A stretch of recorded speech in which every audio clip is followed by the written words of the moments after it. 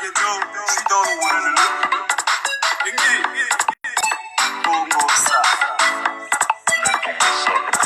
manger le nom des gens dans le quartier. On sait que c'est Jao. C'est détester cadeau. C'est toujours toi. À ta faut arrêter. Bien te donne quoi même là, ta vie est bloquée. À quel midi et soir le Congo ça. Tu as le doctorat. Dans ta vie là, y'a même quoi. Sur le lit de tes mots là, y'a même pas les draps. Ça c'est pas bon. C'est ça. Ça ne vaille pas. C'est ça. Mon Dieu qui te bec. À 10 ans, t'es trop bête. C'est ça. Continue de vendre. C'est ça. Nous on vise à lui. C'est ça. On ne fait qu'avancer. Mouf, regarde la ligne. Les gens leur work, c'est critiquer, manger, dormir. Le genre de personne qui raconte des mabofos. Si c'était à Harvard, dans Congo, ça ils auraient eu. Quand tu regardes leur vie, rien n'avance même en vrai dans les maquis chantant. Le père des Nintendo impuissant. Le grand qui paye le joker est dans la loge. Le petit gars au bac là, c'est le ganga qui l'a rendu puissant.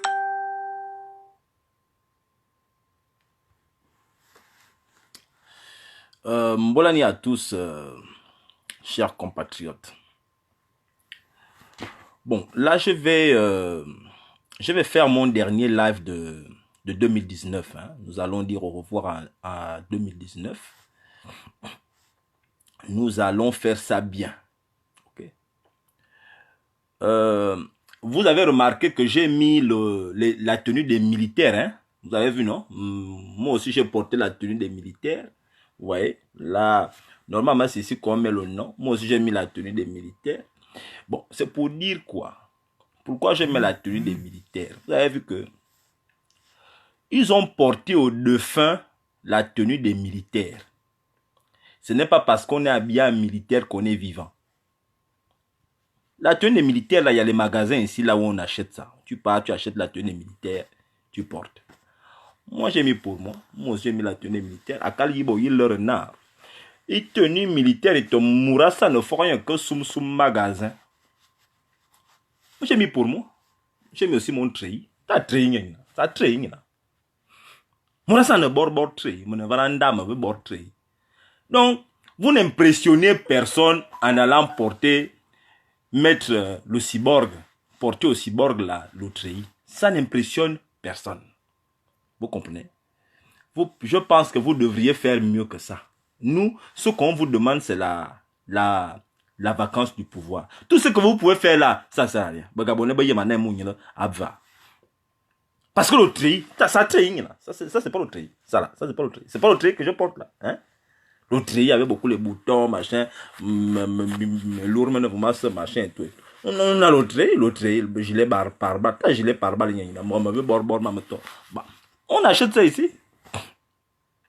Donc, vos simagrées, vos turpitudes,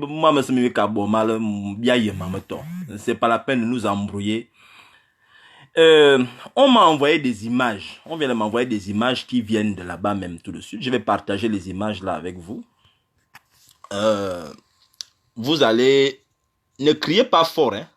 Bien bon, maman, je vous montre quelques images parce que ça va chauffer là tout de suite. Avant que je ne rentre dans le sujet, je vous montre quelques images. Hein. Ça vient de la présidence. Bon, vous voyez, le discours que leur cyborg va faire demain, voilà ça là. Ils sont déjà en train de faire ça en ce moment. Vous avez vu, non? Ça vient de la présidence. Voilà les photos. On m'a envoyé les photos là. Vous avez vu, lui là, avec la yen, avec la yen zam, avec la yen, vous avez vu, ils sont déjà en train d'enregistrer le discours de demain. Voilà. Voilà le discours de demain. Ils sont en train de faire les réglages. Même yen, non? Discours, il y a crié. Il y a fort, discours étant. Vous avez vu? Voilà le discours de demain. Les photos sont arrivées. Oh. Voilà comment ça se présente. Vous voyez? Vous voyez, non? Tormita. Les images viennent à peine d'arriver. Il y en a. Bon montage. Bon montage. Lumière. Vous voyez les images, non? Ils font les montages. Bon montage. Les appareils, n'importe comment. Est-ce qu'avant c'était comme ça? Hein? Parce qu'avant, c'était regardez, conneries comme ça.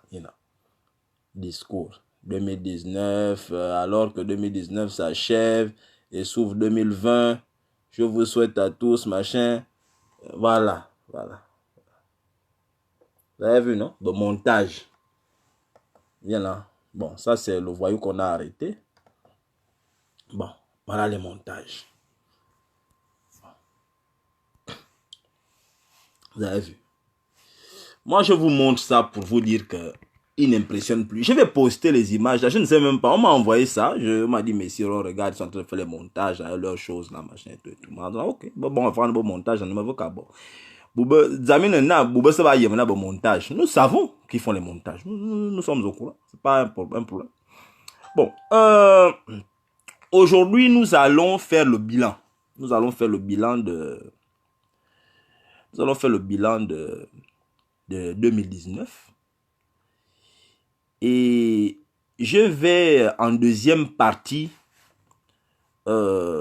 sortir une problématique, vous exposer, hein, soumettre à tout le monde une problématique qui part d'une question.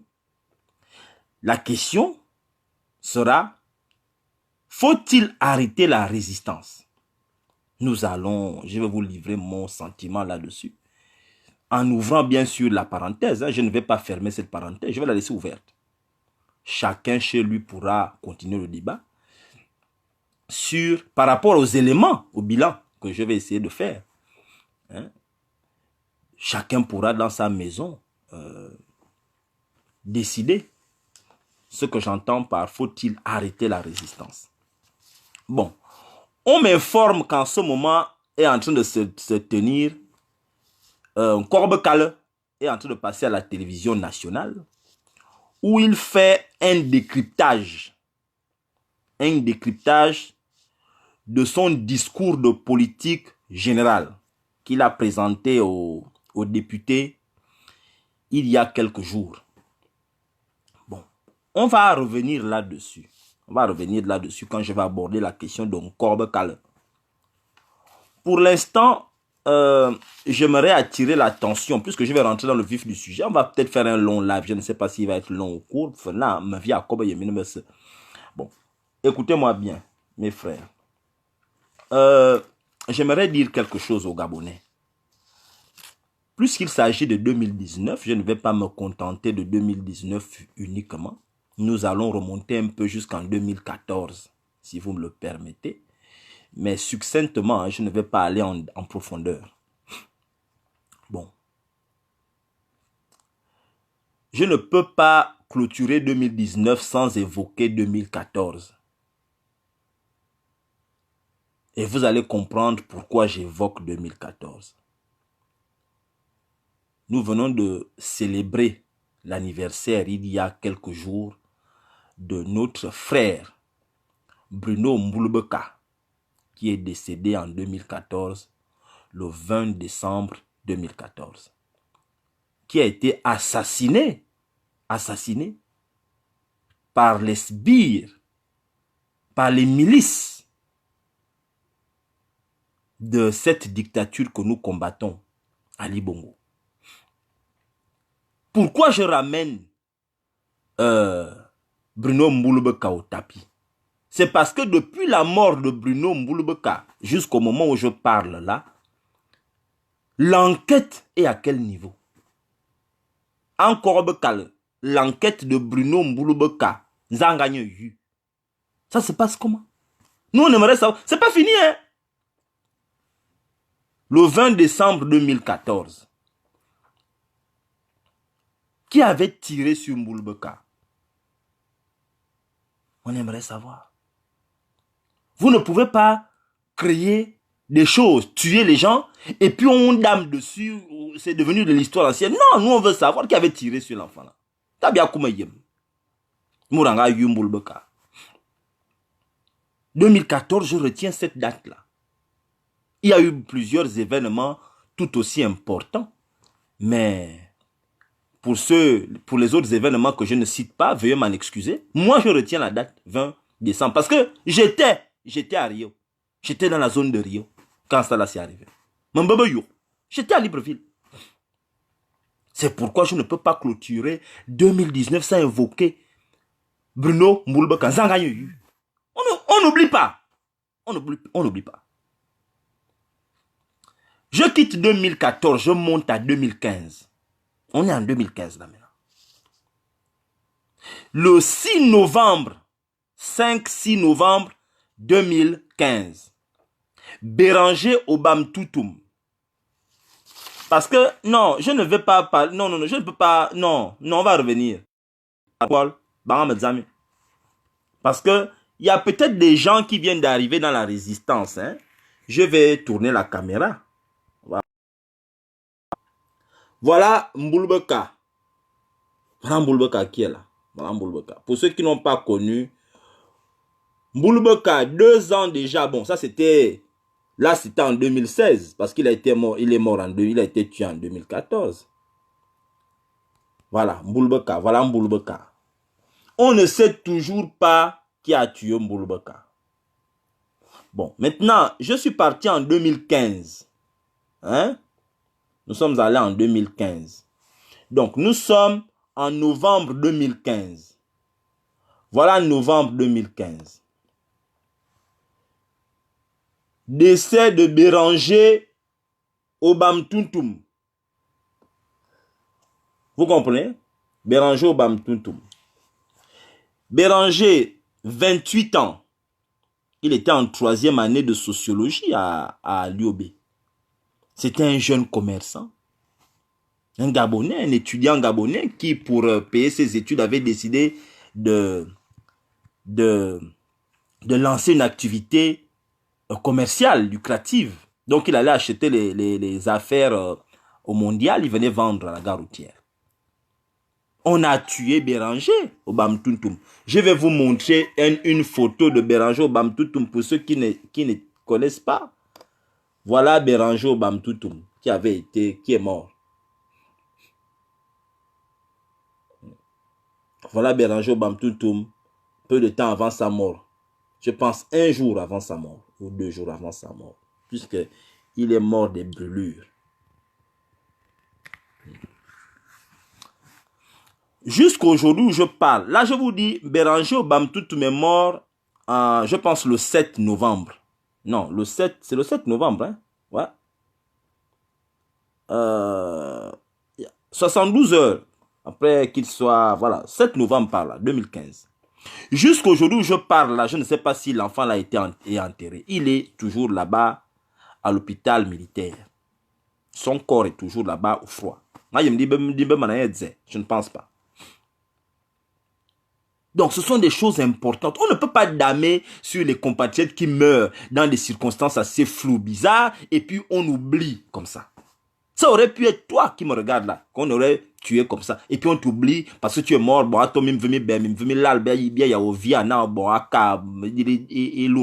non. L'État a le devoir de nous dire comment, qui a tué ces gars-là. Béranger Obam-Toutoum ne s'est pas immolé seul. On l'a brûlé. Ils l'ont incendié. Moi, vous devez nous dire qui était là. Parce que c'était quand même la journée à 15 h. Un Gabonais ne peut pas mourir à 15 h. On ne sait pas qui l'a tué. Il est mort comment? Comment est-il parti du marché jusqu'à se retrouver à la préfecture de police? Ça s'est passé comment? La journée. Qu'est-ce qui s'est passé de là à là? Nous, on aimerait savoir. On ne veut pas oublier. Bon. Ça, c'était ce que je retiens de 2015. 2016, au QG de Jean-Ping, et un peu partout ailleurs, en Nzengayong, dans les Gabonais qui sont morts partout, là, les 4 ou 5 jours de meurtre. En 2016, en août, septembre 2016, 31 août 2016 et 5 jours, début septembre 2016. Tous les gens là, vous les avez tués. Pourquoi? Qui a tué? Qui a organisé? L'enquête est où? L'enquête de Béranger Toutoum est où? L'enquête de Mboulbeka, où, à quel niveau? L'enquête du machin, c'est où? Qui a tué les gens? Il faudrait, on veut savoir. Tout ça, on veut savoir. Parce que c'est ça 2016. Vous avez perdu l'élection. Il y a des pédégistes qui m'ont demandé que, oh, messire, quelle est la preuve que Ping a gagné? Nous on avait des PV, vous avez des PV, machin. Non! Nous avons une preuve irréfutable que Jean Ping a gagné les élections. À la demande du pouvoir de la dictature, vous avez invité, la dictature a invité 3 institutions internationales. Vous avez invité l'Union africaine, vous avez invité l'Union européenne, vous avez invité l'Organisation internationale de la francophonie, l'OIF, pour venir observer et faire un rapport, observer les élections de 2016. Ces 3 institutions internationales, le rapport c'est le même. Ali n'a pas gagné les élections, Ping a gagné. Vous avez même surveiller ces institutions-là, les membres, les représentants qui sont arrivés au Gabon. Vous les avez filés, vous les avez enregistrés, vous les avez mis sur écoute. Ils sont même partis du Gabon en catimini, les représentants de ces institutions. Tellement c'était grave. Parce que si vous dites que Ping, encore on va dire que oh, Ping, bon, c'est un partisan, c'est la parole de Ping contre la parole du camp du défunt. Bon, là, c'est pas ça. Il s'agit des 3 institutions internationales qui disent que non, Ali n'a pas gagné. 3 institutions internationales neutres. Vous allez dire quoi? Et ces 3 institutions internationales, ce n'est pas l'opposition qui les a fait venir au Gabon pour observer. C'est le pouvoir qui les a appelés. Que venez observer Donc, ils sont venus au compte. Elles sont venues, les institutions sont venues au compte du pouvoir. Ces institutions-là ont rendu des rapports qui disent que Ali n'a pas gagné l'élection. Man, vous voulez chercher quoi? Voilà le truc. Donc, nous avons des sérieuses questions à nous poser. Vous avez tué les gens. Vous n'avez pas gagné l'élection. Vous vous êtes imposé au pouvoir par un coup d'état militaro-électoral. Vous avez buté les gens en 2016. L'enquête est où?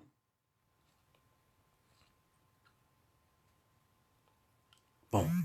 2017, qu'est-ce qui se passe en 2017? Vous avez fait ce que moi je retiens de 2017, c'est que vous avez modifié la constitution unilatéralement, monarchisant nos lois, faisant d'Ali Bongo un monarque. Vous avez modifié notre constitution. Après votre dialogue d'Angondje qui n'avait que 2 objectifs au final, puisque nous sommes là au final. C'était le partage du pouvoir et puis la monarchisation en changeant la constitution. C'est ça 2017 en fait. 2017. 2018, on est en 2018 maintenant. 2018, qu'est-ce qui se passe? 2018, c'est la mort d'Ali. La mort d'Ali Bongo. Et la naissance, parce que c'est non pas seulement la mort d'Ali, mais 2018, c'était également la mort du PDG. Parce que c'est là où la GEV prend le pouvoir en fin 2018. Le 24 octobre 2018, Ali Bongo meurt à Riyad. Et par la même occasion, le Gabon est dirigé par un Français, Farjon. Farjon dirige le Gabon. Et le PDG meurt par la même occasion et la GEV prend le pouvoir. Voilà 2018. Et la GEV gère le Gabon pendant toute une année. Donc, on parle là de fin 2018, toute l'année 2019. Toute l'année 2019, la GEV est au pouvoir.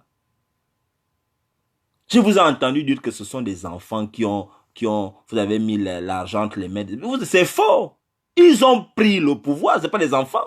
Mais enfin, Omar Bongo a pris l'enfant, Omar Bongo a pris le pouvoir à 32 ou 33 ans. Jésus-Christ, il était vivant, tous les travaux de Jésus-Christ, il avait 32, 33 ans. Non?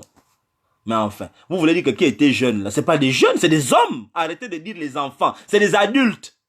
Il faut arrêter d'infantiliser les gens.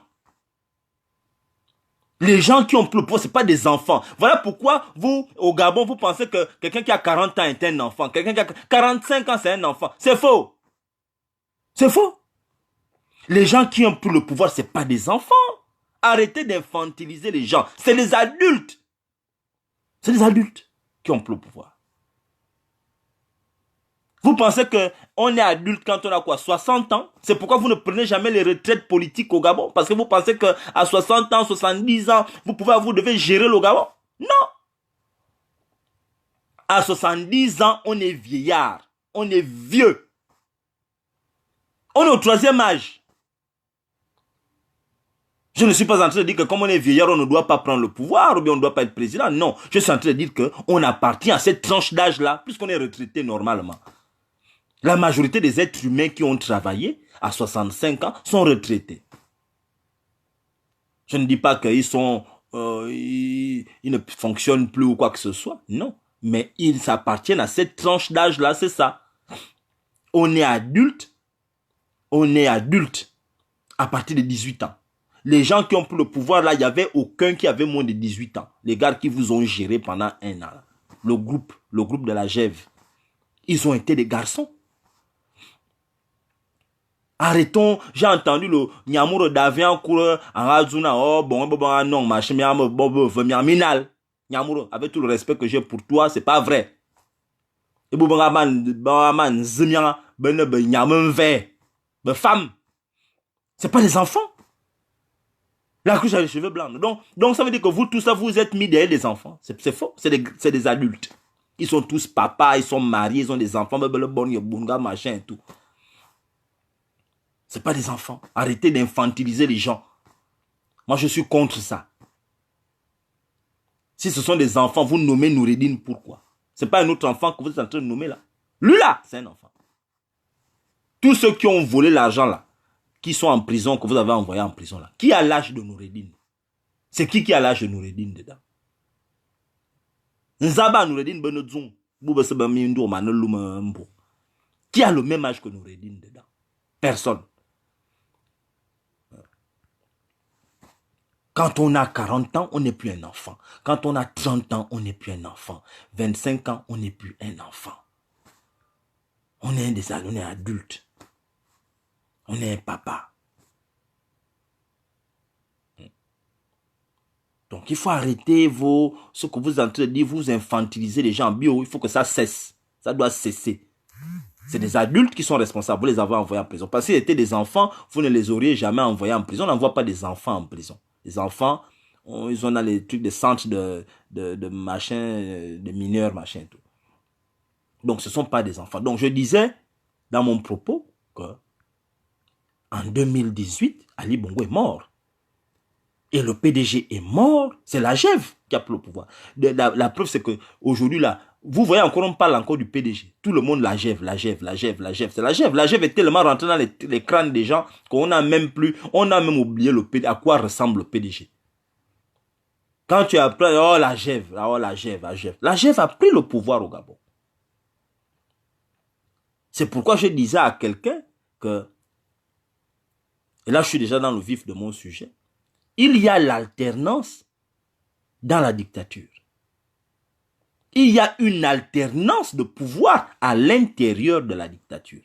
Il n'y a pas l'alternance au Gabon, mais à l'intérieur du pouvoir, il y a l'alternance. Le monsieur ou l'individu qu'on combattait en 2016, qui était Ali Bongo Ondimba, ce n'est pas lui qui était au pouvoir en 2019. C'est Farjon avec la GEV. Ali Bongo était au pouvoir avec le PDG. Il a été dézingué de manière naturelle. Il est mort. Bon, Farjon est venu avec son groupe la GEV. Il a dézingué les PDG. Il a dézingué le Mogabo. C'est pourquoi je parle de cartel. Je parle de cartel. Il y a une alternance. Bon, maintenant là, Farjon est venu avec tout son groupe. Il a amené son gang. Le gang a été démantelé, dézingué. On les a foutus en tôle. Ils sont toujours en train d'enlever les derniers pions qui restent. Maintenant là, on assiste à quoi? On démarre 2020 avec un nouveau gang qui est en train de s'organiser. C'est le gang de Noureddine. Noureddine est en train de mettre aussi ses gens. Il va nommer incessamment en janvier, entre janvier au plus tard février, Noureddine va nommer ces gens au gouvernement parce qu'ils sont en plein casting. Ils sont en plein casting là en ce moment. Pour chercher les gens. Il est en train de chercher. C'est compliqué pour Noureddine parce qu'il ne connaît pas les Gabonais. Si on lui demande d'aller nommer un gouvernement au Maroc, il pourra parce qu'il est saoul tous les jours au Maroc. Il connaît tout le monde au Maroc. Mais au Gabon, Ayemza. Je ne sais même pas si l'enfant est déjà même arrivé à Port-Gentil. Même à Lambaréné. Noureddine n'a jamais mis le pied à Lambaréné. Personne ne l'a jamais vu là-bas. Mais va si le bobo ya mingona. Yemi yana mon we yana i mon avezona i mon ali bongo. Yemi yana mingo minal morabri yana mingo. Noureddine n'est jamais arrivé à Lambaréné. Donc c'est compliqué pour lui de prendre les gens. Il ne connaît même pas la géopolitique gabonaise. Avia Bona. C'est compliqué pour lui. Il y a un Maroc. C'est ça la difficulté que les enfants là ont. Donc Noureddine est en train de faire son casting. Il est en train de chercher ces gens. En janvier, il va mettre son gouvernement en place. On attend. Parce qu'il n'y a que ça qu'on doit faire. Bon, donc on va un peu... vous savez, on ne peut pas faire le bilan de 2019 sans évoquer un certain nombre d'individus. Ali Bongo étant mort en fin 2018. Moi, vous savez, il y a une chose qui m'a choqué. On va revenir parce que ça parle du bilan, on parle de fin 2018. Quand Ali Bongo meurt à Riyad, quand Ali Bongo a vu Riyad, moi, ce qui m'a un peu impressionné, étonné, c'est que la seule personne que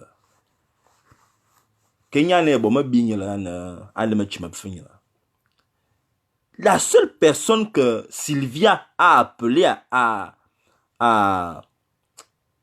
au Maroc, que vient Nzar Ngungol, c'est Farjon. C'est lui que Sylvia avait appelé au Maroc. Nzar, viens, je n'en peux plus, c'est compliqué ici là. Dans sa page Facebook, sur sa page Facebook, elle n'a pas appelé le premier ministre Nkoroba Kale. Bon, non, c'était pas Nkoroba Kale qui était là, c'était Isoze Ngonde. Elle n'avait pas appelé Isoze Ngonde. Elle n'avait pas appelé Maranga Moussavou. Elle a appelé Farjon, que j'ai besoin du directeur de cabinet qui doit venir pour travailler. C'est lui qu'on a appelé. La relation part de là. C'est là où les Gabonais disent que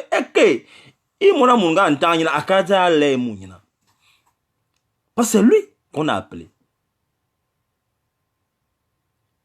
C'est là où c'était compliqué. Et quand ils sont revenus de là-bas, le petit blanc était chargé à bloc. Chargé à bloc. On a vu un individu qui ressemblait un peu à Ali Bongo, qui a parlé pendant 1 minute et demie. Sans les lunettes, il n'avait aucune paire de lunettes. Lunettes. Après, on a vu apparaître, parce que pendant qu'ils étaient au Maroc, là, il y a certains hommes politiques qui se sont rendus au Maroc pour faire le casting du remplaçant. Je ne vais pas citer les noms des gens. Il y avait lui là qu'on avait avec les plumes de perroquet, les plumes rouges, avec les bissiemou, avec les sanza, avec beaucoup de choses. Enfin, je ne cite pas son nom ici. On va encore dire, oh, Nando, on avait cité Wamour. Bon, non, mais vous savez, il y avait des castings de qui allait prendre le visage. Bon. Ils sont venus, on a vu un individu, on a vu beaucoup de gens arriver. Un gars qui ressemblait à Ali Bongo, qui était court. L'autre qui était grand, l'autre qui était même sur fauteuil roulant, l'autre qui... Bon, enfin, on ne comprenait rien. L'autre qui avait la canne, lui, il est debout, il est assis, il est machin, on ne comprenait rien. On dit, mais enfin... Bon, Ali Bongo, un moment il est debout, un moment il est assis, un moment il parle avec les lunettes, un moment... Jusqu'à ce que le chien d'Ali Bongo, qui habite à la Sablière, en a eu marre. Il a mordu un sosie, il n'y a rien, il me canne. Le sosie voit le chien, il veut caresser. Le chien n'est pas aux bêtises. Le chien a dit, mais moi je te connais pas. Je te connais pas. Tu viens m'approcher, tu es qui? Parce qu'il y a des chiens gabonais. Le chien lui a piqué les dents. Et quand le chien lui a piqué les dents, il a porté plainte parce que ce n'était pas dans le contrat. Il a porté plainte à Sylvia, à l'international. Sylvia a payé l'argent. Nous avons vu des individus circuler. Nous avons vu des individus circuler. Alors, qu'est-ce que nous avons remarqué? Dès que Farjon est revenu de Riyad, c'était peu avant la proclamation des résultats des législatives. Je pense que c'est au moment-là, quand ils étaient à Riyad, plutôt au Maroc, que Farjon a dû dire à Mbourancho et puis à Sylvia que bon, moi je gère, mais moi je veux que mes gars de la GEV soient proclamés députés. C'est comme ça que de nombreux Agéviens sont devenus députés. Et on a donné à Farjon carte blanche sur la gestion du Gabon. Mais enfin, la gestion d'un pays se prépare. Ça s'organise. On ne gagne pas la gestion d'un pays à la tombola, comme la tombola. Parce que Farjon a hérité, c'est comme s'il gagnait au loto, la gestion de tout un pays au loto. Il y a des institutions. C'est là où Mbourancho avait modifié l'article 13 de la Constitution, non? Le 13 novembre pour permettre à Maranga Moussavou de présider un conseil des ministres. Un seul. Mais enfin, il faut être honnête. Ça part de là. Cette période-là. C'est la période où j'avais dit aux Gabonais que barrons les routes. J'avais dit aux Gabonais, barrons les routes. Parce que je voyais ça arriver. Parce que nous avons participé à ça. Mangazouba Gabonais, non, barrons les routes. J'avais dit, faisons les barricades citoyennes. On barre toutes les routes, on neutralise l'économie. Nous avons le droit de manifester. Nous avons le droit. J'ai dit, barrons les routes. Là, c'est pas normal. J'ai même fait des vidéos avec les gilets jaunes. Les vidéos sont là. J'ai dit, barrons les routes. On barre les routes la nuit. Les routes sont barrées la journée. Personne ne va au travail. Aucun Gabonais ne m'a soutenu. Les hommes politiques ne m'ont pas soutenu dans cette démarche. À un moment donné, je me suis même posé la question que est-ce que les opposants là veulent vraiment prendre le pouvoir ou bien là, c'est pas normal. Est-ce que nous là au Gabon, là, les gens là veulent vraiment le pouvoir? Je n'ai pas dit d'aller brûler la maison de quelqu'un. Je n'ai pas dit d'aller tuer quelqu'un. Je n'ai pas dit d'aller... Non, j'ai dit barrons les routes. La route, c'est la maison du peuple quand le peuple est fâché. Quand le peuple est fâché, la route, c'est sa maison. On barre les routes. Personne ne m'a suivi. C'était là où tout s'est joué. Oh, Farjon a fait ça. Mais vous lui avez donné le pouvoir. Et les hommes politiques, les gens qui sont dans la dictature, et les gens qui sont dans l'opposition, et les gens qui sont partout. Qui lui a opposé? Quel est l'acte que nous avons posé pendant toute la gestion de Farjon pendant un an où on peut dire que oui, là les gars là c'était fâché. Il n'y a jamais eu aucune action. Farjon est venu prendre la direction d'un pays comme si c'était, comme si tu vois une mangue qui traîne, tu ramasses, tu pars. Qui lui a dit quoi que ce soit? Personne. Donc ne venez pas parler mal à Farjon. Il a raison. Il a raison. Là, le PDG, il n'y a pas les garçons. Il n'y a pas les garçons. Donc, ne venez pas raconter des choses. Farjon était un garçon. Il est venu, il a pris, vous lui a donné. Il a un Nkorobe Kale qui parle. Qui a nommé Nkorobe Kale? C'est Farjon qui a nommé Nkorobe Kale. Le 12 janvier 2019. Premier gouvernement de Nkorobe Kale. Là où ils ont falsifié la signature d'Ali. Vous avez falsifié la première signature d'Ali parce que cette affaire de signature, on doit en parler. Le 12 janvier 2019, la signature d'Ali, parce que nous sommes dans le bilan, on ne peut pas évoquer le bilan sans évoquer la signature. La signature d'Ali. La signature. Il faut qu'on parle de cette affaire de signature-là. Qui a signé? Qui a signé? Moi, je suis en train de chercher la signature. Attendez, je vais vous montrer la signature là. Je la cherche là en ce moment. La signature d'Ali, c'est quelque part ici. Voilà la signature. Vous avez vu? Voilà la signature d'Ali. Ça, c'était dans les décrets du 30 janvier. Vous avez vu? Les décrets, tous les décrets du 30 janvier, voilà la signature. On retrouve cette même signature identique le 14 février. Le 14 février. Dans les décrets du 14 février. Les mêmes signatures sont là. La même signature identique. Hein? Bon. Voilà maintenant la signature du 18 décembre 2019. Il a dessiné un bateau à voile. Je ne sais pas si c'est un bateau à voile. Bon, ça c'est, on dirait, le bateau qui va comme ça. Il voulait dessiner le Titanic. Ça c'est là où les gens restent. Bon, ça c'est le devant du bateau. Ça c'est le long machin là. Voilà la signature de 2019 là, qui est là. Vous comprenez?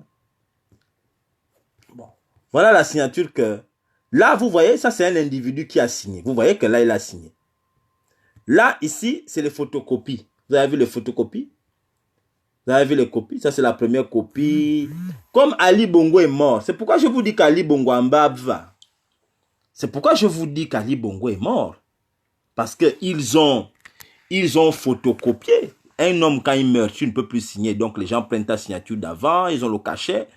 Parce que voilà le cachet que Ali Bongo, que Farjon a discuté par la suite avec Mborancho. C'est le cachet là. Vous avez vu le cachet là?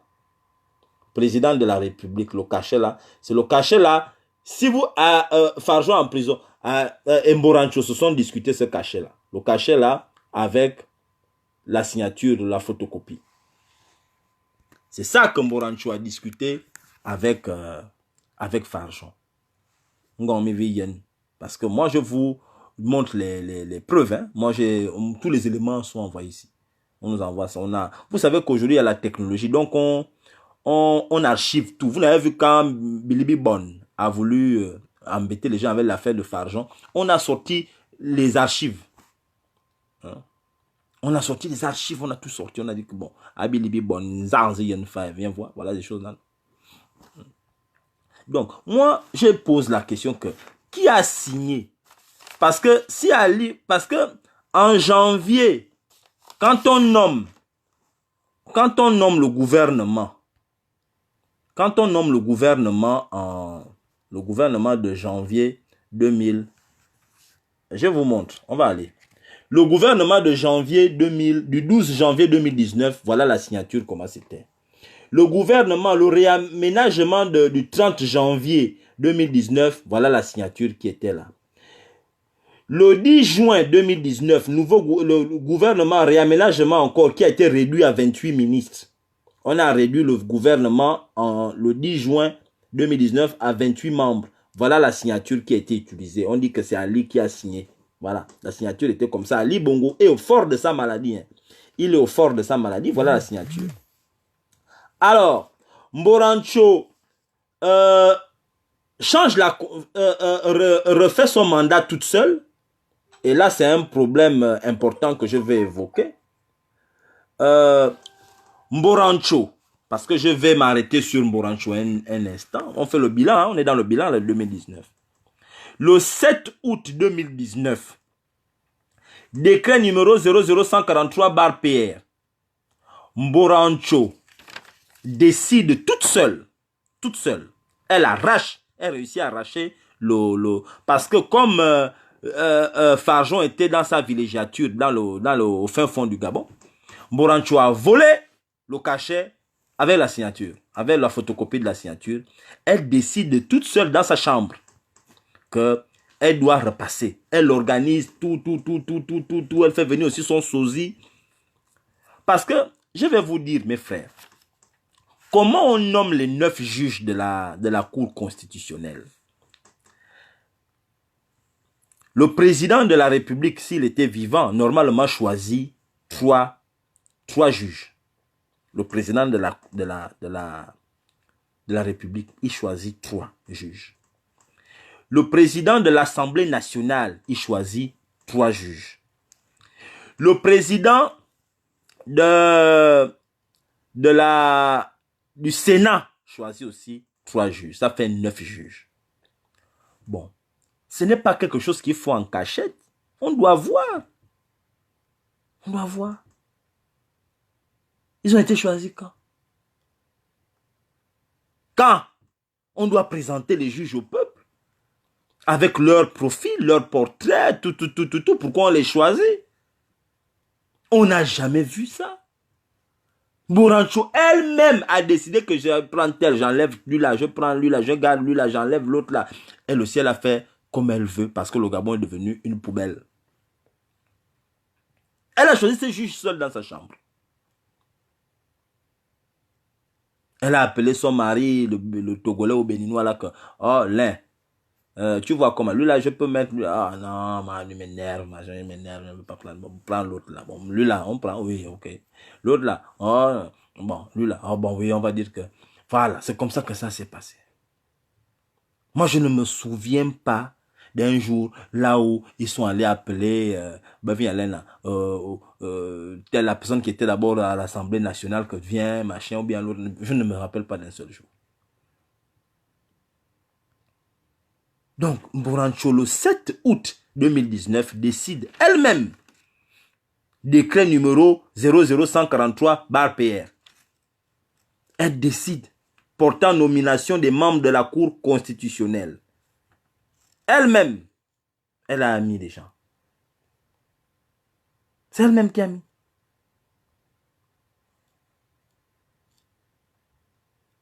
Voilà les gens qu'elle est partie mettre. J'ai les noms là, j'ai certains noms. Louis Angué, Hervé Moutsinga, le plus vieux, il est né en 1934. Jacques Lebama, Afriquita Dolores Agonjo, Christian Binyumba Fernandez, Sosten Mombois, Edouard Ogandaga, Lucie Akalan. Hein? Bon, on a nommé les gens là. Qui vous a appelé? Est-ce que vous êtes des trois institutions? Non. C'est Mburancho qui a décidé. Et la signature, quand vous regardez le décret là, la signature, soi-disant d'Ali, c'était comme ça. La même signature là, tous les décrets là, c'est la signature là qui est dedans, que vous allez voir. Bon. Après le 7 août, on arrive au 4 octobre 2019. Réaménagement du gouvernement du 4 octobre 2019. La même signature là, avec le même cachet là que vous voyez là. La même signature, identique. Le 6 octobre 2019, encore un réaménagement. 2 jours plus tard, on réaménage. C'est quand on avait enlevé Arnaud Calix Nganji, remplacé par Osibadjo. Le 6 octobre. C'est la même signature là qu'on a encore utilisée. La même signature que vous voyez là. C'est la même signature là. Le 7 novembre 2019, réaménage, ils ont appelé ça réaménagement technique du gouvernement. On a encore utilisé le même cachet là que vous voyez là, que Mburancho a discuté avec Farjon. Le 7 novembre. C'est là quand on a nommé, on a enlevé Farjon, directeur de cabinet pour le remplacer par Théophile Ogandaga. Là où Farjon est devenu ministre de l'investissement humain. Donc, ministre des placements. Ils ont nommé Farjon ministre des placements. C'est la même signature là que les gens là ont utilisé. Une signature Mborigna. Après, on arrive au 2 décembre 2019. Le 2 décembre 2019, Ils ont encore utilisé la même signature que vous voyez là. La même signature. La même photocopie là. C'est ça encore qu'ils ont utilisé. Avec le même cachet que vous voyez là. Pour faire les décrets. La même signature là. Donc, pendant toute une année, vous faites les nombreux remaniements ministériels. Vous utilisez la même signature pour tout. Une signature, soit vous faites les photocopies, vous avez des centaines de photocopies. Parce que la photocopie, on ne donnait pas ça à tout le monde. Il y avait comme Morancho et puis Farjon qui avait le droit d'utiliser la photocopie là. Avec le cachet. Bon. Maintenant, comme nous on a mis la pression de l'international dans la diaspora, parce qu'il faut le donner, il faut donner à César ce qu'il y a à César. La diaspora, la résistance de la diaspora a dit que lui là ne vient pas, lui là que vous dites que c'est Ali là, il ne va pas dans les sommets internationaux. C'est comme ça qu'au lieu, à défaut d'aller à l'international dans les sommets, ils ont amené l'international à la maison. Bon, ça vous engage. Il faut signer les papiers. Vous savez qu'à l'international, les papiers, on ne signe pas ça. Oh, bon, nous, on vous donne la photocopie. Non, les autres présidents doivent te voir comment tu signes. Les autres présidents voient comment tu as signé. Bon.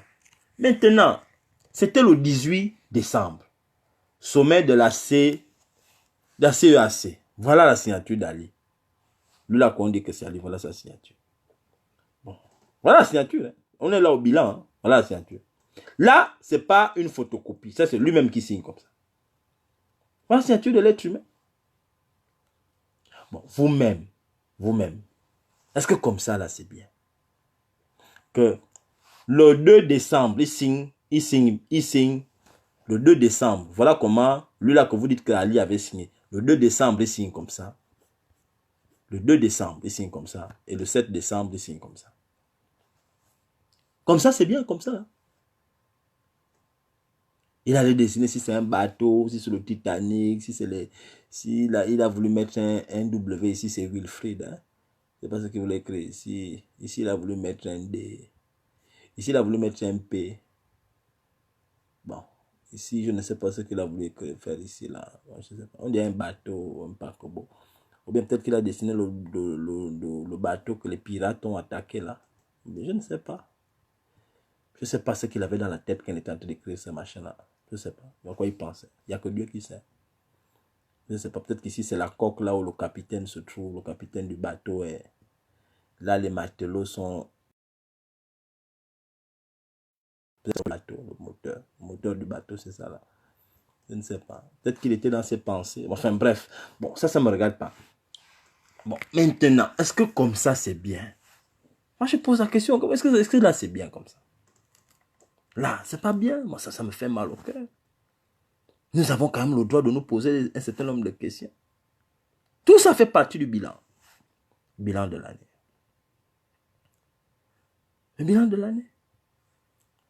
Bon, maintenant, on arrive à une partie quand même assez importante.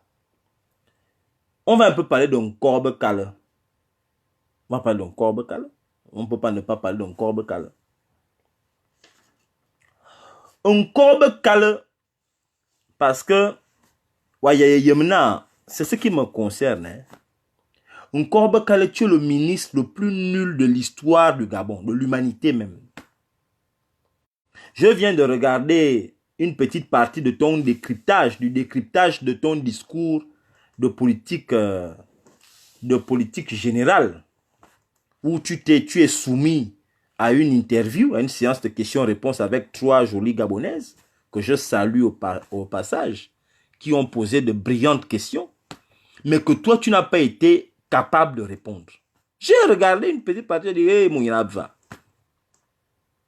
tu es à l'ouest. Les petites te posent des questions, elles sont à l'est. Toi, tu es à l'ouest, tu ne sais même plus ce que tu es en train de raconter. Manga Ozuna, quand essaie de faire du sport, bat-toi-même avec quelqu'un là-bas au Gabon, va un peu sur un ring de boxe. Parce qu'il y a des... Tu vois... donc, si ma fait un peu du karaté, toi aussi, tu peux même t'initier, faire quelque chose. Ne reste pas là-bas. T'as dit, quand bon, maman, va faire quelque chose encore. Tu racontes des conneries. Tu racontes des choses qui n'ont aucun sens. Ni de loin, ni de près. La première chose que j'aimerais dire aux Gabonais, mes frères, Nkorbe Kale est allé à l'Assemblée nationale. Nkorbe Kale, dernièrement, il était il y a quelques jours. Hein. Il est allé à l'Assemblée nationale, je pense le 27 ou le 28. Il est allé rencontrer les députés pour procéder à ce qu'on appelle déclaration de politique générale. Bon. Il faut savoir que le seul moment où un ministre va rencontrer les députés avec son gouvernement pour faire une déclaration de politique générale, c'est quand il est nommé. Quand on nomme un ministre, c'est à partir de cet instant qu'il se pointe devant les députés pour la déclaration de politique générale. Bon, la question que je pose et que je soumets à l'appréciation de tous les Gabonais qui me regardent, c'est que à quel moment Nkorbe Kale a été démis ou il a été démissionné de ses fonctions? Peut-être que j'ai raté un épisode. Est-ce que Nkorbe Kale a été enlevé comme Premier ministre? J'aimerais que les Gabonais me répondent. C'est pas moi.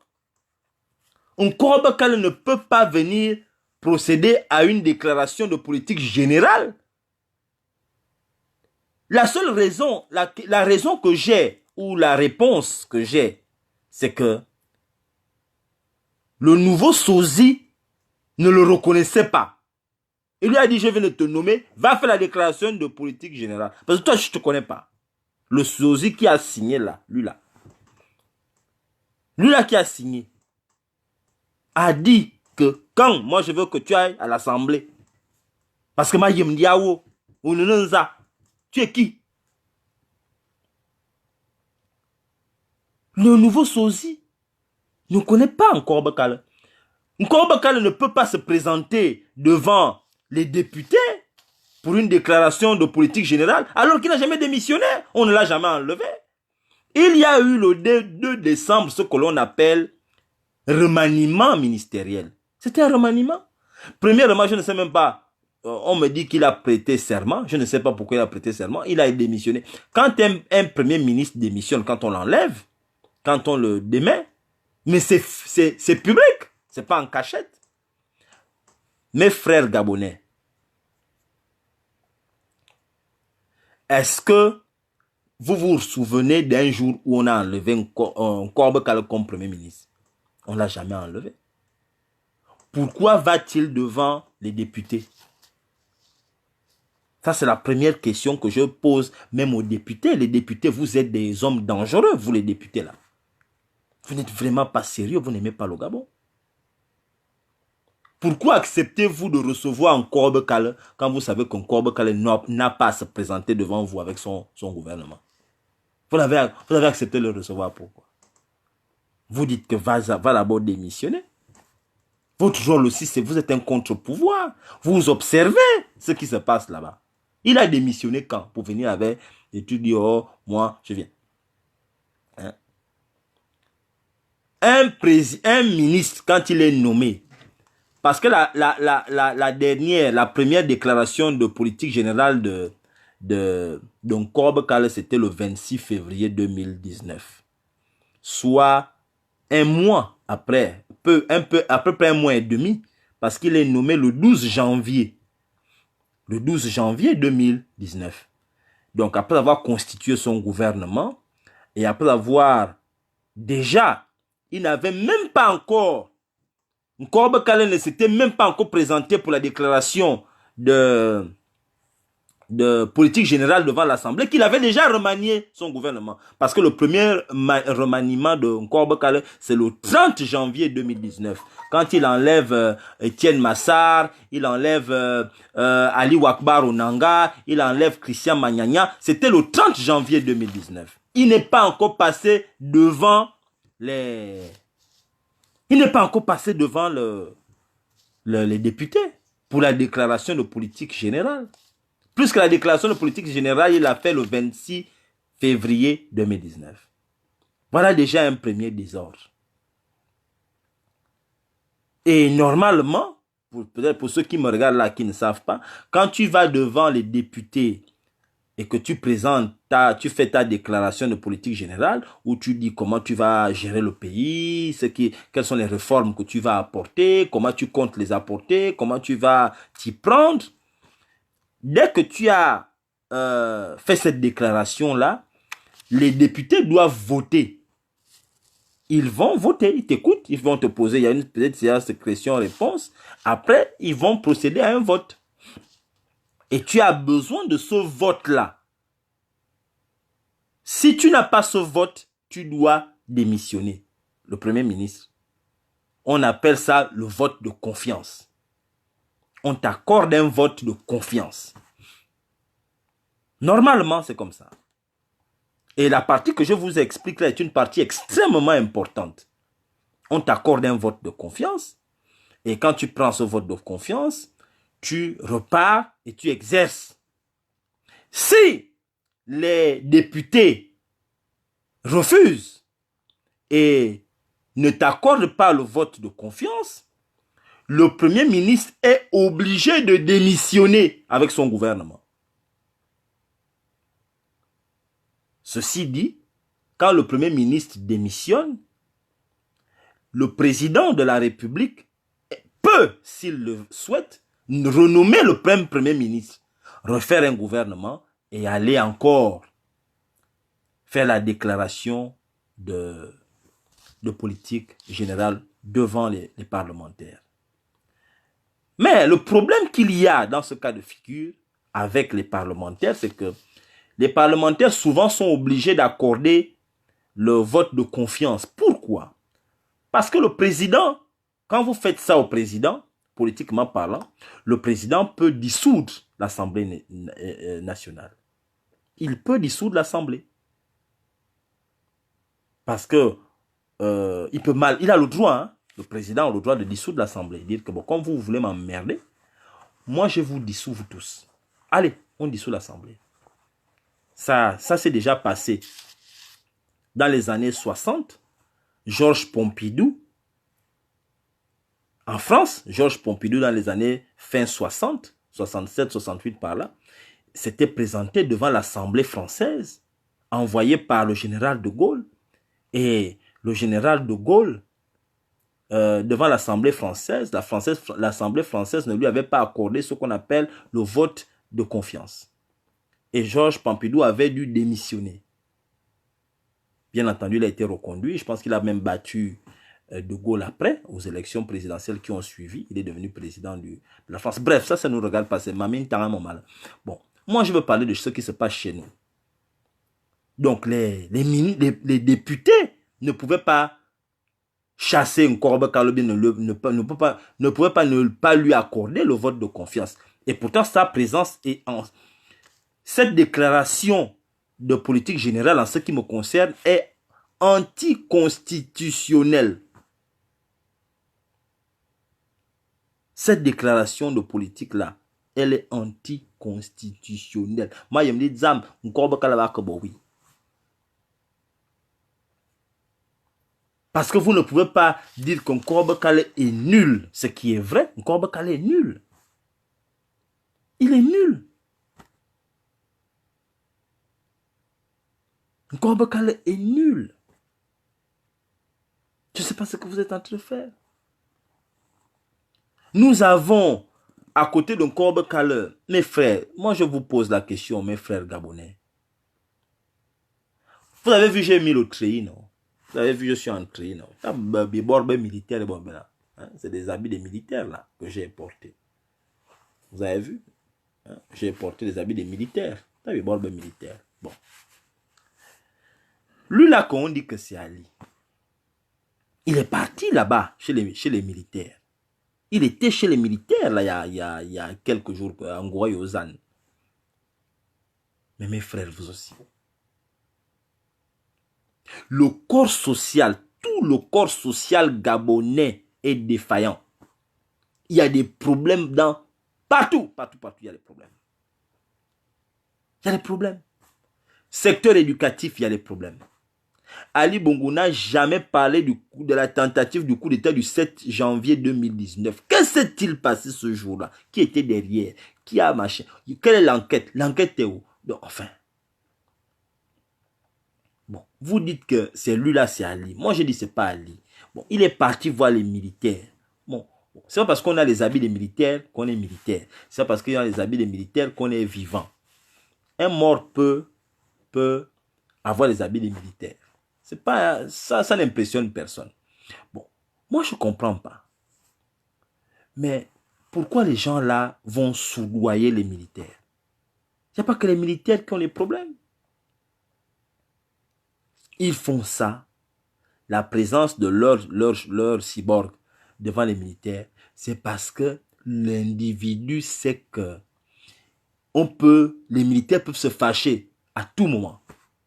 Donc, ils sont allés mentir aux militaires, ils sont allés amadouer les militaires, faire du trafic d'influence auprès des militaires gabonais, mes frères militaires, vous aussi. Vous savez bien que lui que vous avez vu là, c'est pas Ali.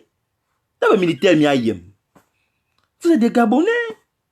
On ne peut pas vous chosifier comme ça. Vous savez que lui là, c'est Ali Bongogne là. Vous savez que c'est pas Ali. Mes frères, vous êtes au courant. Soyez patriotes. La patrie. La patrie. Regardez comment le Gabon est aujourd'hui. Voilà encore Bekale qui a bâché le pognon avec Sylvia Bongo et puis Mborancho. Ils ont mangé, pris là le pognon. Mais vous avez pris tout le pognon. Mais les militaires, on vous a donné combien dedans? Vos enfants souffrent dans les quartiers. Vos enfants ne peuvent pas aller à l'école. Vos enfants ne se soignent pas. Eux, ils amènent leurs enfants. Je les vois débarquer ici à Roissy tous les jours. Et ils vont me dire, oh, ça fait 20 ans qu'on est ensemble. 20 ans, quel est le bilan? Vous savez quoi, les frères? C'est gênant comment on est aujourd'hui. Et on vous promet des choses. Pourquoi les infirmières? Bon, mais il y a les infirmières qui ont des problèmes. Il y a les problèmes avec l'éducation nationale. Il y a les problèmes avec les retraites. Les retraités ont les problèmes. Il y a les problèmes en gériatrie. Pourquoi tu ne parles pas de tout ce monde-là? Pourquoi tous les problèmes du Gabon? Il y a les problèmes d'insécurité au Gabon. Il y a des problèmes d'insécurité.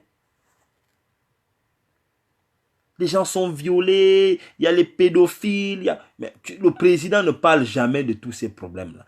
Tu viens parler des problèmes là où le seul endroit où tu es parti, aller prononcer un discours, c'est aller voir les militaires. Mais pourquoi tu vas voir les militaires? Parce que vous connaissez ce qui se passe.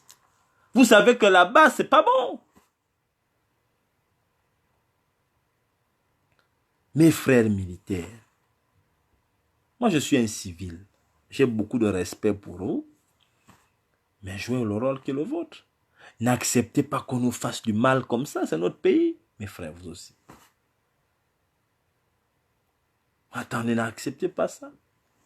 Regardez comment on nous traite. Est-ce que vous pensez que la façon dont le Gabon est, c'est normal? C'est une honte. On vous forme pour protéger la nation, pas pour protéger les Bongo Ondimba. Ça fait 52 ans que les gars là sont au pouvoir. Regardez le désordre qu'il y a dans le Gabon. 52 ans. 52 ans. Regardez le désordre qu'il y a au Gabon. J'ai entendu des gens dire, oh, mais est-ce que c'est eux qui ont commencé ça? Donc, le désordre était depuis. Voilà, vous voulez dire quoi? Hein? C'est Ping que vous voulez faire, mettre au pouvoir, mais Ping aussi était là, non? Machin. Mes frères, quand vous allez à l'hôpital et que votre enfant a la fièvre, vous l'amenez à l'hôpital. Est-ce que le médecin vous dit que mais je ne peux pas soigner ça? Est-ce que c'est la première fièvre qu'il a? Il a eu les fièvres depuis, non? Est-ce que le médecin est là pour chercher à savoir le nombre de fièvres que l'enfant a eu depuis qu'il est né?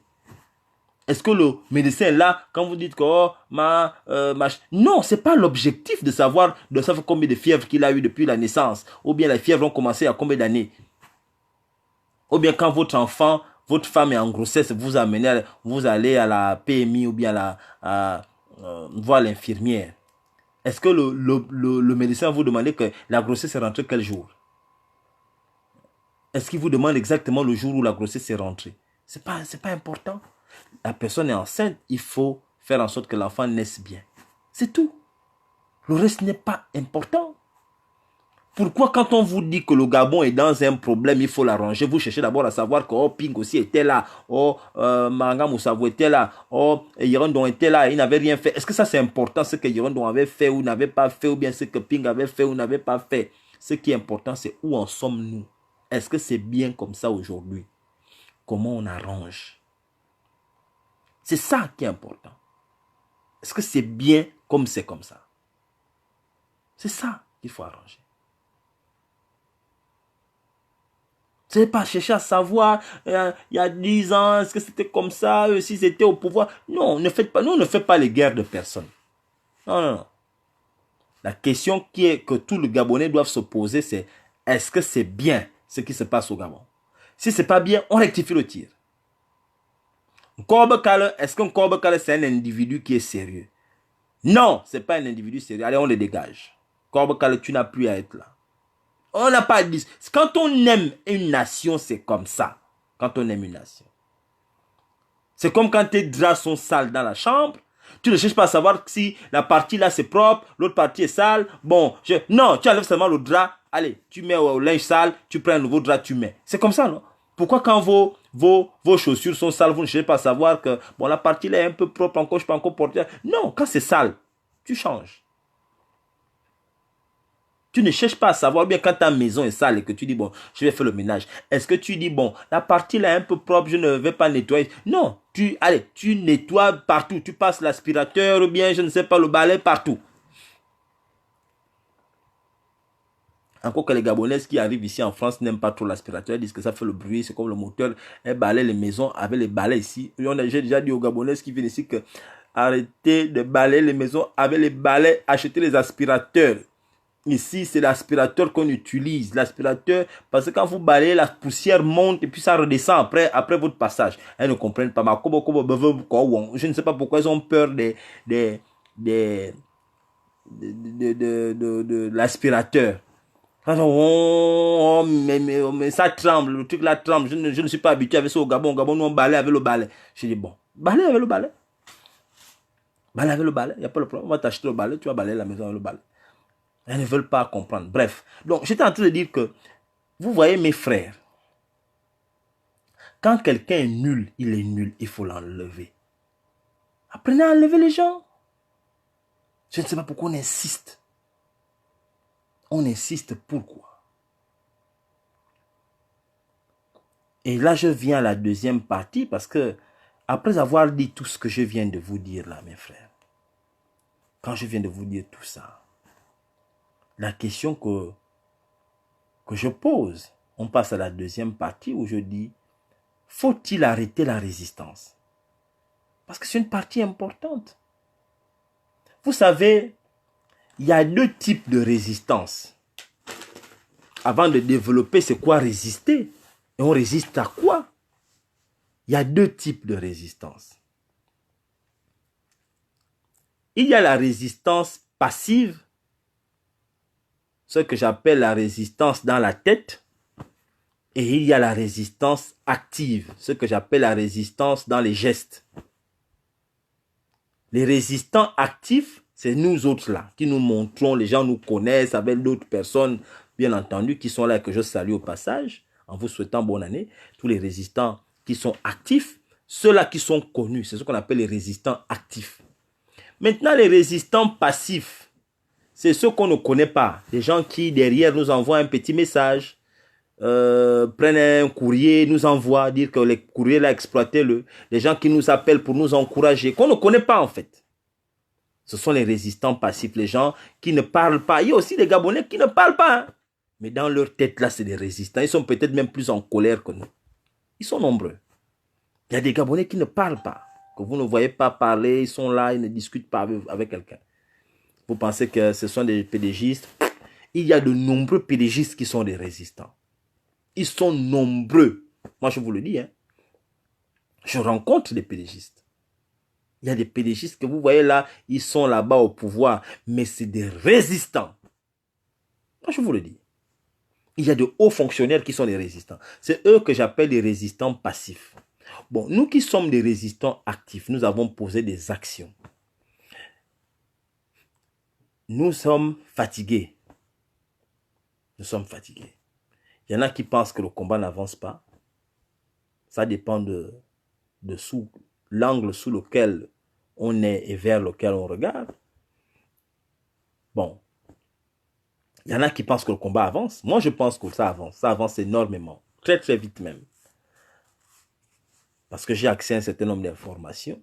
Je vois un certain nombre de choses. J'ai une certaine petite expérience politique. Je dis bien petite expérience politique. Je peux observer à un certain niveau. Et moi, je vois que ça avance. Mais je ne peux pas prendre une décision seule. Vous, vous êtes en train de regarder. Je sens la fatigue. Je sens la déception, l'exaspération. Les gens sont fatigués. Faut-il abandonner? Est-ce qu'on doit abandonner? Si la réponse est non, ce non est suivi par quoi? Parce que nous allons entamer 2020. 2020 va être une année compliquée. Peut-être même plus compliquée que 2019. Certainement plus compliquée que 2019. Je vous le dis. Bon. Qu'est-ce qu'on fait? Je ne vous demande pas de répondre aujourd'hui. Je soumets ces questions à vos analyses durant la traversée, comme les chrétiens aiment à le dire. Nous sommes dans la traversée vers la nouvelle année. Qu'est-ce qu'on fait pour notre pays? Il faut retenir qu'on ne peut pas libérer un pays tout seul. On ne peut pas. Les animaux qui commandent la brousse sont en groupe. L'éléphant est le plus grand pachyderme de la forêt. Il est immense, tellement immense qu'aucun animal ne peut affronter un éléphant seul. Aucun. Aucun. Un groupe de lions, je dis bien un groupe, une famille de lions ne peut pas tuer le plus grand éléphant. Seul, ils ne peuvent pas. Je dis bien un groupe de lions. Et pourtant, l'éléphant n'a pas besoin d'avoir peur de qui que ce soit, à part l'homme. Mais l'éléphant se balade en groupe. Le plus grand mammifère marin, la baleine. La baleine. La baleine se balade en famille. L'éléphant se balade en famille. Il n'y a que nous, l'être humain, qui pensons qu'on peut libérer un pays seul. À partir du moment où tu sais que tu ne peux pas libérer un pays seul, mais pourquoi tu ne te mets pas en groupe avec les autres? Là encore, l'être humain va te dire non, je ne peux pas parce qu'on va me trahir. Il y a la trahison, il y a la corruption, il y a ceci. Oui, il y a tout ça. On va te trahir. Il y a la corruption, il y a la trahison, il y a ceci. Mais mon frère, tu n'as pas le choix. On n'a pas le choix. On est obligé de marcher ensemble. Avec tout ça. Il y a la trahison, oui. Mais on est obligé d'être en groupe. Parce que les gens qui nous gèrent là, qui nous foutent la merde là, les voyous là, ils sont en groupe. Nous aussi, nous devons constituer un groupe. Avec des personnes qui sont fortes. Tout le monde dans la dictature là n'aimait pas Farjon. Vous pensez que tout le monde qui est dans le pouvoir là aimait Farjon? Non. Mais ils se sont tous alignés derrière Farjon. Tous se sont alignés derrière Farjon. Et pourtant, Farjon, c'est le plus petit, hein. Farjon est plus petit que Michel Essongué. Farjon est plus petit que tous les gars qui sont là-bas. Que Boukoubé. Farjon est plus petit que Dodo Bougenza. Mais c'est Farjon à qui ils ont dit, bon, toi tu prends. Pour 1 an, tu gères le Gabon. Farjon a géré le pays. Nous, dans la résistance, il est temps que nous aussi, dans la résistance, à côté de nos papas là, nos papas qui se battent, il faut qu'on ajoute d'autres forces. Il faut ajouter. On ne peut pas rester comme ça. On ne peut pas rester comme ça. On ne peut pas. Ajouter une force n'est pas antinomique au combat de ping ou bien au combat de la coalition. Ce n'est pas antinomique, c'est complémentaire. J'ai toujours dit aux Gabonais, je le dis souvent, et là je parle en tant qu'homme politique, on fait de la politique quand on est face à un régime qui fait de la politique. Le régime qui est au pouvoir ne fait pas de la politique. C'est une dictature. C'est une dictature. C'est une dictature qui oppresse. À partir de cet instant, on ne peut pas faire la politique contre ce régime. On ne peut pas. Il faut développer d'autres moyens. Nous n'avons pas le choix. Nous sommes obligés de développer d'autres moyens et c'est ce que les Sud-Africains avaient compris dans les années 62 contre l'apartheid. Parce que je vous le dis, mes frères, ce régime-là veut même pas. Certains des éléments qui sont là-bas en ont marre. Mais c'est une machine qui est là depuis, qui ne peut pas s'arrêter seule. Il faut l'arrêter. Le régime que nous combattons est une machine. C'est devenu une machine qui ne peut malheureusement pas plus s'arrêter toute seule. Il faut que l'on l'arrête. Si tu ne l'arrêtes pas, elle va continuer à avancer dans l'incohérence. Et pour l'arrêter, il va falloir que l'on se rassemble. Que l'on fasse un nettoyage dans la résistance. Que l'on sache que toi, tu es nuisible à la résistance. Toi, que l'on sache comment. Parce que tu ne peux pas arrêter une machine si tu ne connais pas comment la machine fonctionne. Nous, l'un des problèmes que nous avons dans la résistance, c'est que nous voulons arrêter la machine avec la colère. Ce n'est pas l'homme le plus fâché qui gagne la bagarre. C'est l'homme qui est stratégiquement organisé.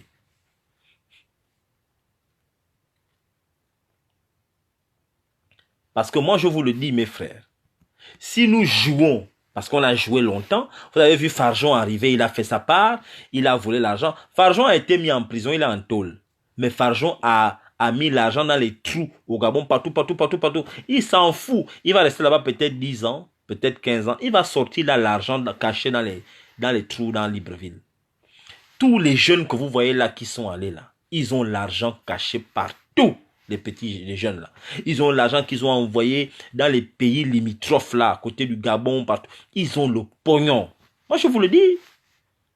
Donc, vous allez les garder en prison. Un jour, vous allez les sortir. Ils ont l'argent. Ils ont l'argent. Ils ne sont pas bêtes.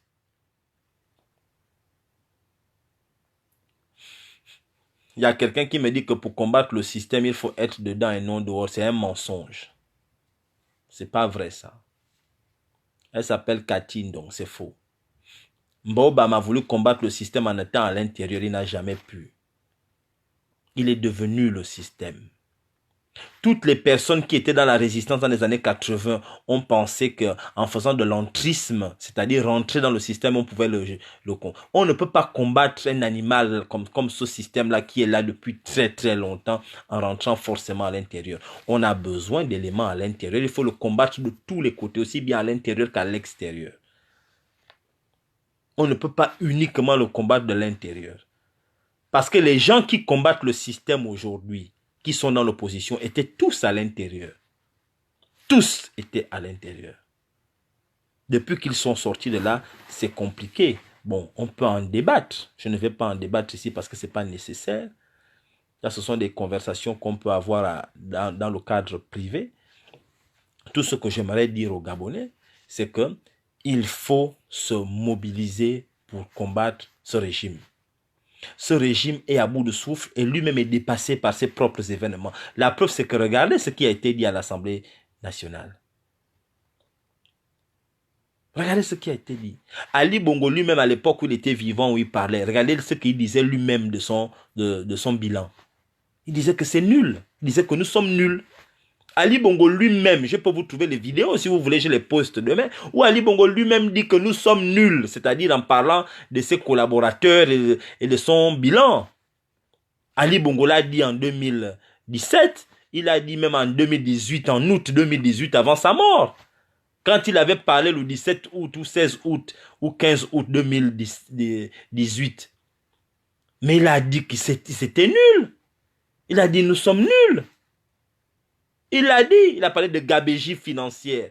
Même dans son discours, il a parlé encore de gabegie financière. Mais quand il dit gabegie financière, il ne s'adresse pas à la résistance ou à l'opposition. Il parle des gens qui travaillent pour lui, des gens qui nomment. La gabegie financière, c'est quoi? C'est le vol. Si vous n'êtes pas capable d'arrêter des voleurs, d'attraper les gens qui volent, mais vous allez attraper qui d'autre?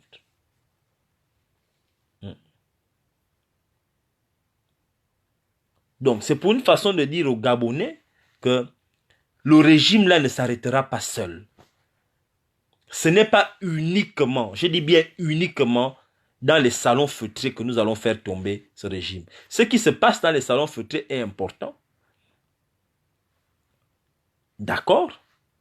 Mais il faut mobiliser et créer d'autres forces. Nous n'avons pas le choix. Et pour 2020, vous qui êtes au Gabon, arrêtez d'avoir peur. Arrêtez d'avoir peur. Vous savez, je vais vous raconter à quel niveau c'est dangereux. J'ai reçu un coup de fil d'une Gabonaise, que je ne vais pas citer son nom, qui est partie à un mariage dans la mairie qui est gérée par Ayenouin, Jason Ayenouin, qui est du PDG. Il y a un maire qu'on appelle Ayenouin, Axel Ayenouin, Jason Ayenouin, qui organise il a peut-être 15 mariages par semaine. Et on m'a dit que dans la maison d'Ayenouin, qui est PDGiste, on me dit que dans sa mairie là-bas, il n'y a pas de toilettes, il n'y a pas là où on cabine. Donc, le mariage pour aller à la salle, c'est 300 et quelques 400 000 francs pour avoir la salle. Donc, eux, ils louent la salle de la mairie et il n'y a pas les WC. Les gens sont obligés d'aller cabiner et aller pisser sur les roues des voitures qui sont garées tout le long. Donc, la route pue les pipis des gens qui ont bu le vin.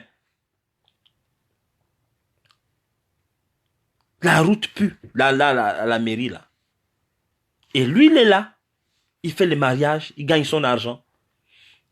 Et on me demande de faire un live pour parler des toilettes qu'il n'y a pas. Je dis, mais enfin, quand même. Mais filmez les toilettes.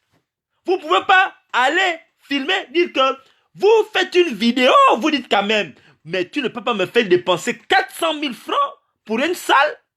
Il paraît que lui-même à la mairie, il fait même les salles même dehors. Tellement il veut l'argent que quand la salle, il y a beaucoup de gens, ils mettent les tentes dehors pour que les gens fassent les mariages dehors et ils louent ça, c'est 400 000. Bon, mais enfin, même dire à un maire que c'est pas normal que tu n'es pas là où on pisse, les toilettes dans la mairie, ça vous n'arrivez pas à dire ça. Vous n'arrivez pas à dire aux Gabonais. Vous avez des portables à Niambie. Vous avez des portables. Mais vous filmez l'individu. Vous filmez les toilettes. Vous filmez le maire. Ou vous dites au maire que, mais monsieur, il n'y a pas les toilettes. Et vous le mettez sur les réseaux sociaux. Et ça va changer. Le lendemain, vous allez voir les toilettes arrangées. Je vous le promets, le lendemain, quand il va voir son visage dans les réseaux sociaux, en train de dire à quelqu'un que, écoute, les toilettes, alors que le gars te donne 400 000 pour la salle qui n'a pas de toilettes. Mais les Gabonais ne parlent pas. Si vous ne dites rien, mais ça va au désordre. Ne rien dire, c'est contribuer au désordre. Si vous ne dites rien, vous contribuez au désordre. Il faut mettre chaque personne face à ses responsabilités. Ce n'est pas normal qu'un individu fasse des mariages chaque semaine à hauteur de 400 000 francs par mariage pour les salles. Là, je te parle seulement de la salle. Ça, c'est pas ce qu'on donne aux maires. Ça, c'est la location de la salle de la mairie. Bon, tu n'es pas capable d'arranger les toilettes là où les gars cabinent, les sanitaires. Mais ça veut dire que tu es un sorcier. Donc, tu préfères que les gens aient cabiné parce que les riverains, les gens qui habitent autour de la mairie, ils sont en train de dire que non, mais les gens cabinent où il y a les roues. Tu viens prendre ta voiture, tu démarres. Bon, ta voiture sent les caca. Parce que quelqu'un est venu cabiner à la roue. Ta voiture sent les caca, les pipis des gens qui ont bu le vin. La barrière de la mairie sent que les pipis. Mais le maire s'en fout parce que lui, il se prend son argent. Mais voilà le désordre. Et c'est pourquoi je dis que cette attitude-là doit changer. Il faut que l'on change cela. Voilà ce voyou comment il s'appelle? Celui qui ne sait pas comment quitter le Gabon, là, malgré le pognon qu'il a. Comment il s'appelle? Lui qui est noiro, là. Le député qu'on a enlevé, député, là. Voilà l'individu comme ça. C'est à cause de lui qu'on a attrapé Alexis Ndouna au Congo. Donc l'individu était en contact téléphonique avec Alexis Ndouna au Congo. Ne sachant pas que son téléphone était sur écoute. On va se voir au Congo, bon, on va aller au concert, machin, machin. Ils étaient en communication. C'est comme ça qu'on repère Alexis Ndouna au Congo. Les gars causaient les deux. Et c'est comme ça qu'on va attraper l'autre. Mais enfin, voilà un individu qu'on accuse d'avoir volé 1,4 milliard de francs CFA à l'OPRAG. Et on n'interpelle pas les directeurs généraux de l'OPRAG. Mais interpeller les directeurs généraux de l'OPRAG. Le frère de Farjon est directeur général de l'OPRAG. Il faut qu'il vienne parler. Saïd Abeloko, le petit frère de Ali Wakbar, mais il était directeur général de l'OPRAG. Venez parler. 1,4 milliard francs, c'est où? Il n'y a pas que ça.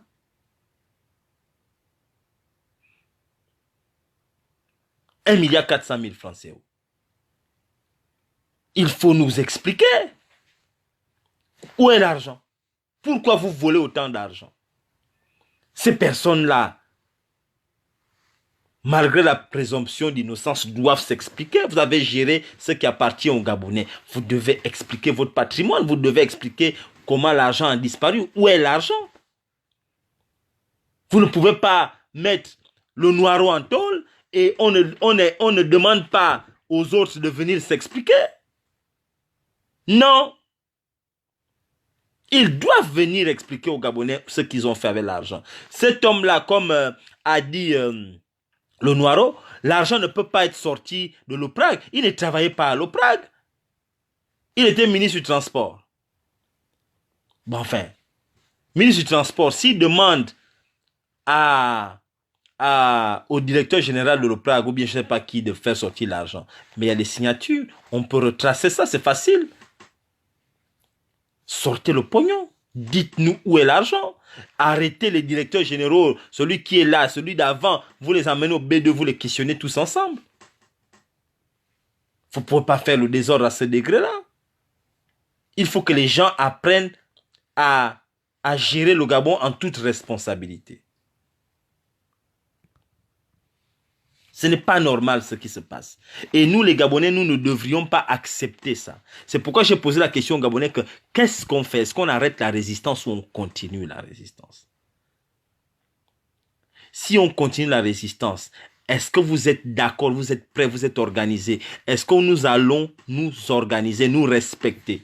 Savoir qui est notre cible? Il y a des gens qui m'appellent pour me demander, oh, messire, comment il s'appelle? Le Ginzuba Dama a dit, oh, il faut un gouvernement d'union de ceci, machin. Il a dit beaucoup de choses là. J'ai dit, mais mes frères, Ginzuba Dama, c'est pas ma cible. J'ai fait ça à une époque, à un moment donné. Aujourd'hui, là, il faut se concentrer sur la cible. J'estime que laisser Ngidzuba Dama est vieux. Ngidzuba Dama n'est plus là pour longtemps. Déjà, je ne sais même pas s'il va se présenter. Celui qui l'a battu à l'élection, Massima, paix à son âme, vient de décéder. Donc, il va falloir repartir aux législatives, là. Hein? Au partiel. Là, il y a un siège qui qui est manquant, il y a un siège qui est vide. Il va falloir organiser dans les prochaines semaines ou les prochains mois une campagne dans cette zone-là. Je ne sais pas si le papa là va se présenter à nouveau, je ne sais pas. Mais j'estime en ce qui me concerne que moi, si j'étais Nginzuba Ndama, mon gars, il est décédé. Le gars qui m'a battu est décédé. Il ne me présente pas, mais peut-être qu'il va se présenter, je ne sais pas. Ce qui est sûr, c'est que ce n'est pas ma cible. Je ne m'occupe pas de ce qu'il fait. Il fait ses propositions. Nous sommes arrivés à une autre époque dans la guerre, dans le combat que nous menons. Je ne peux pas me disperser en venant chercher à savoir ce que Nginzuba Ndama pense, qu'il dit. Il ne m'intéresse pas. Il ne m'intéresse absolument pas. Ce qui est important aujourd'hui, c'est quelles sont nos stratégies, qu'est-ce qu'on fait. Le régime lui-même en a marre. Comment on fait pour dégager ces voyous-là? Quelles sont nos résolutions pour 2020 concernant le Gabon? C'est ça qui m'intéresse. Le reste, ça ne m'intéresse pas. Mais je vous le dis clairement, le reste ne m'intéresse pas. Il va falloir qu'on se réunisse, on s'organise et qu'on agisse en tant que peuple. Et vous qui êtes au Gabon, s'il vous plaît, quand la résistance ou bien les gens vous disent un truc, essayez de vous organiser. Si Landry ne sera pas présenté au tribunal demain, ça a été renvoyé, il me l'a dit. Quand on a besoin de vous, du peuple, répondez. Vous nous découragez aussi. Évitez maintenant les peurs. La peur doit changer de camp. La peur a changé de camp. La présence du cyborg dans les locaux de la Grande Muette, c'est la peur. Quand vous voyez, on amène le cyborg dans les locaux de la Grande Muette, c'est la peur. Ils ont peur. Ils ont peur. Nous n'avons pas encore posé d'un acte de bravoure conséquent contre ce régime, le peuple. Il faut qu'on pose un acte de bravoure conséquent contre ce régime. Vous allez voir qu'ils vont trembler. Vous avez vu ce qui se passe en Côte d'Ivoire. En Côte d'Ivoire, ça ne blague pas.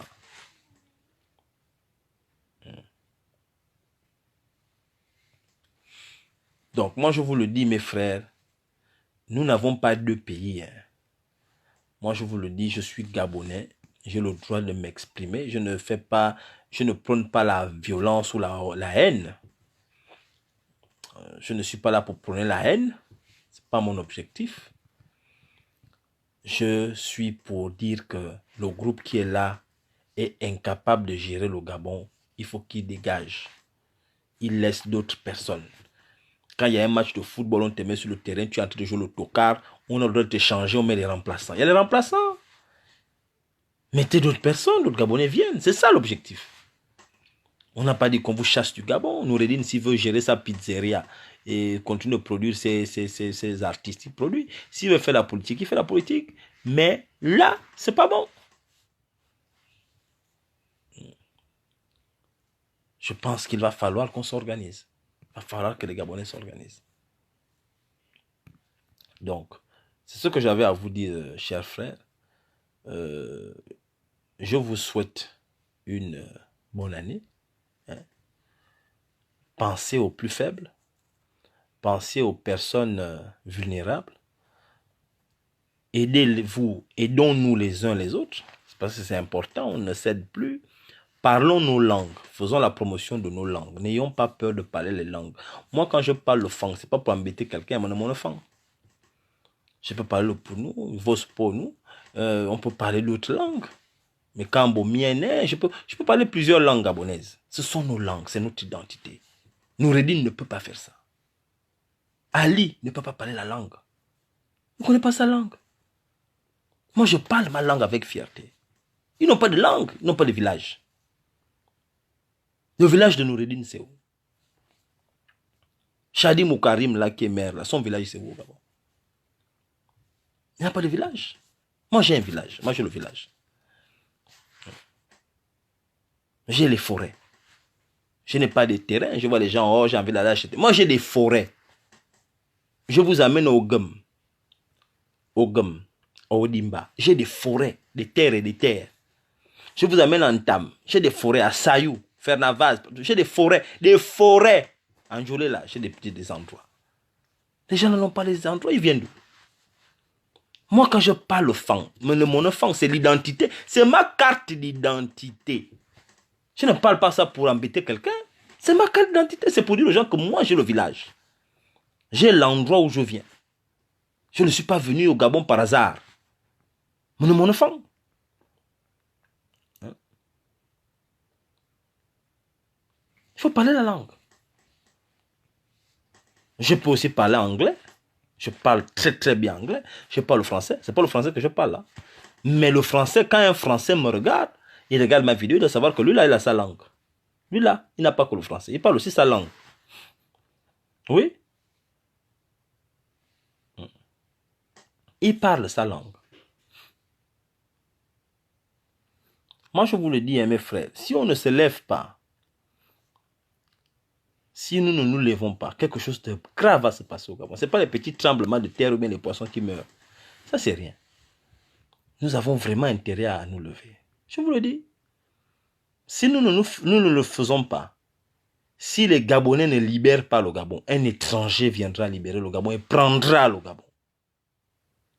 Si les chrétiens ne libèrent pas le Gabon, un païen va libérer le Gabon. Si les Gabonais ne libèrent pas le Gabon, un étranger va libérer le Gabon, je vous le jure. Et nous sommes là-dedans. Vous ne voyez pas l'Afrique. Les enfants qui naissent en Afrique ne font rien. Qu'est-ce qu'il a fallu qu'un gars un Africain qui est né en France, Kémy Séba, il quitte de la France, il arrive en Afrique, il fait bouger les choses. C'est ça. Si nous ne faisons pas, un étranger viendra faire. Et il prendra le pays.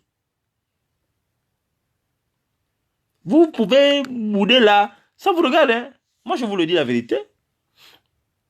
Il y a beaucoup de choses que je voulais dire, mais je ne peux pas. Ce n'est pas le moment. Traversons la bonne année. On va en parler après. Arrêtons d'avoir peur. Allez, je vous laisse. Que Dieu protège le Gabon. Bye bye.